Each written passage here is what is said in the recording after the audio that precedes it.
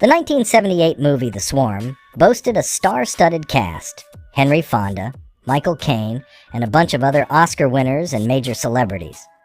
But somehow, it's still called the worst movie ever. That's wild, especially when you look at the track record of its A-list cast.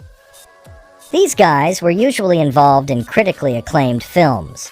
To put it in perspective, before The Swarm, only 10 of Henry Fonda's 41 pre-1978 movies had earned a rotten score on Rotten Tomatoes. Same goes for Michael Caine. He'd only had 10 rotten films under his belt before The Swarm. Sure, his career has had its ups and downs, with some classics and a few total flops. Looking at You, Jaws 4. But when you think of Caine, you remember the hits. Movies like The Italian Job, Hannah and Her Sisters, Dressed to Kill, and of course his collaborations with Christopher Nolan, from The Dark Knight to Interstellar. The Swarm was announced in 1974, right in the middle of the disaster movie craze. It's about a swarm of African bees wreaking havoc across Texas, and the concept lands it squarely in B-movie territory. It's a nature runs amok horror, along the lines of Jaws or the earlier Frogs.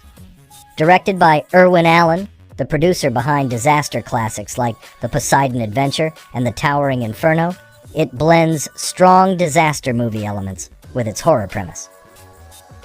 Allen was known for packing his movies with big-name casts, and The Swarm is no different. Along with Michael Caine and Henry Fonda, you've got Catherine Ross, Richard Chamberlain, Olivia de Havilland, Lee Grant, and half a dozen of other big names. Between them, that ensemble cast has 25 Oscar nominations and 9 wins. At the time of its release, The Swarm was called one of the worst movies ever made, and its 9% Rotten Tomatoes score backs that up. Critics ripped into everything: the script, the direction, the effects. It was a massive box office bomb, with a budget ranging between $11 and $21 million, but it only managed to pull in $7.7 million in US and Canada rentals. Even the cast got caught in the crossfire, with people saying it was a waste of such a talented group. But the fact that it didn't score a 0% shows there's still some entertainment value here, especially if you're into vintage B movies. It's bad, sure, but it's not that bad.